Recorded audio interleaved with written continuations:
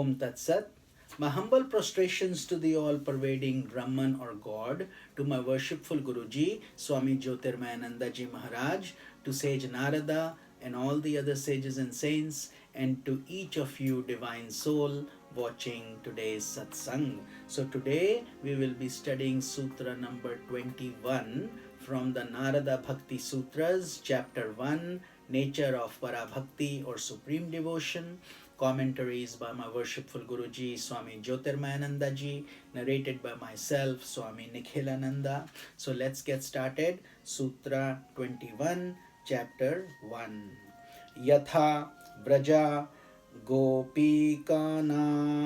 Again, Yatha Vraja Gopikanam. For example, we cite the gopis, cow maids of Vrindavana. So, Narada Bhakti, Narada Ji brings us this beautiful sutra of the example of gopis. So, the explanation is that the Srimad Bhagavad Puran and other Puranas portray the ideal of divine love by describing the love of the gopis of Vrindavan for the divine incarnation of Sri Krishna. An aspirant needs to gain profound insight into this ideal of divine love as expressed through the gopis. Gopis are the cow maidens and the cowboys. So they would have the cows and they would milk the cows in Govardhan mountain in Vrindavan. So these were village folks and they were very simple people with very pure feelings. So the Srimad Bhagavad Purana describes and depicts the love of the gopis in the world of Lord Krishna. O Arjuna, the gopis are my best devotees, Lord Krishna said. They look after their bodies only to be able to serve me. They are my friends, disciples, teachers, maidservants, and the most beloved of my heart. No one knows the secret of divine love as much as these gopis, because they have selfless love, they have dedication and deep reverence. The description of devotion given by sage Vyasa, Garga, Shandilya and Narada are perfectly and completely illustrated in the lives of the gopis. So whatever these sages are saying, these simple illiterate gopis are actually living that life. So God is guiding us that we don't need to be intellectual giants. We just have to have beautiful, pure, simple feelings and nourishment in our hearts. They converted all their actions into divine worship of Sri Krishna. Whatever they did, they would be consumed in thoughts of Krishna. They were ever eager to listen to the glories of Lord Krishna. They talked about Krishna, conversed about Krishna, praised Krishna, constantly reflected about Krishna, and so much so that their minds had no room for anything else other than Krishna. This Krishna is nothing else but Brahman, but in that form. So that form aspect of the all-pervading divinity. They experienced inward delight and danced in ecstasy, delighting only in the delight of Krishna. Seeing delight for one's sake is called bhoga. When we want it just for me, it's called bhoga. But when we seek delight in the delight of the divine beloved, it is called prem or divine love. So that is very important to understand. Bhoga or for myself or selfish reasons is kama or desire oriented, whereas prem or divine love for the sake of the self and sake of the universe is aspirational and divine. So they dedicated their entire being, intellect, mind, heart and soul to the divine self. Think about this for a minute. That is what we are trying to do, trying to become. So we can learn all this from the Gopi. There are beautiful Gopi Geet and Srimad Bhagavatam, which is a beautiful Purana, very detailed and very in-depth. It goes into those feelings in minute aspects. To bring up that parabhakti. So they had attained the highest summit of Ishwar Paranidhana or surrender to God.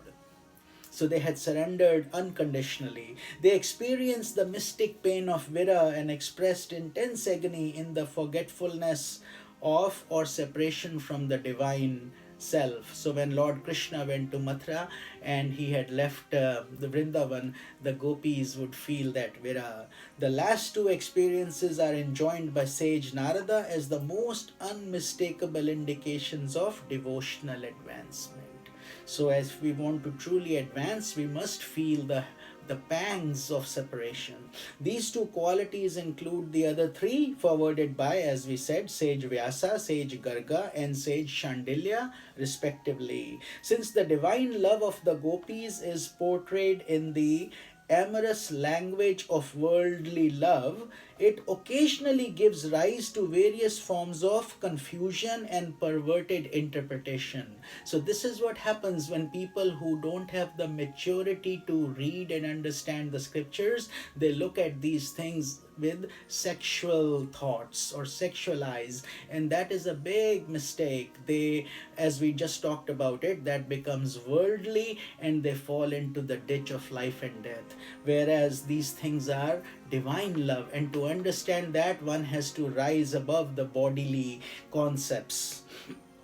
An uncultured mind, tainted by the impurities of passion, is unable to understand the lofty heights of devotional sentiment so poetically presented by the sages. So, this is very mystical, and therefore, they say you have to be a qualified aspirant. If you take a fifth grader and try to teach him college level calculus, he will not understand anything, and you will not be able to, he will not digest it, and you can't explain it either. So therefore, qualification, adhikaritva is what it's called in the scriptures. You need to be a qualified aspirant where you are not finding faults but rather trying to understand the deeper mystical meanings, to understand what the sages are trying to convey through these beautiful expressions of devotion.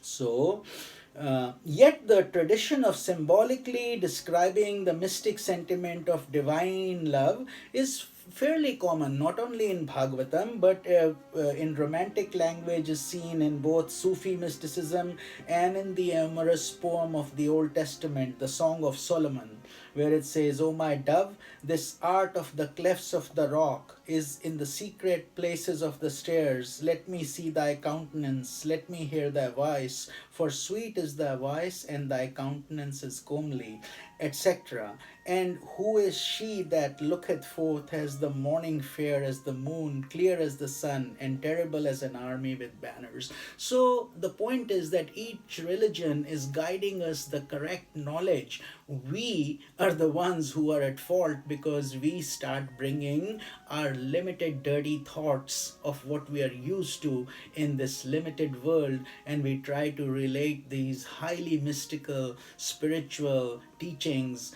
to our worldly experiences and knowledge. What should happen is that we have to purify and build ourselves to that lofty state where we are able to understand the mystical meanings and go beyond the Annamaya Kosha. This body is nothing but transient, and it's got all kinds of dirt and filth and mucus and blood and feces and all that stuff in it, and we love it so much that we don't know anything beyond it, but yet we have to rise above it. We have to understand this body is nothing but a composition of the five elements: earth, water, fire, air, ether. So take care of it, use it as a good boat, but don't be all consumed with it where you start to view every spiritual act through the lens of your body. That is the underlying message that Swamiji is guiding us here with this sutra. So we will study sutra number 22 tomorrow. This is Swami Nikhilananda. Om Tat Sat.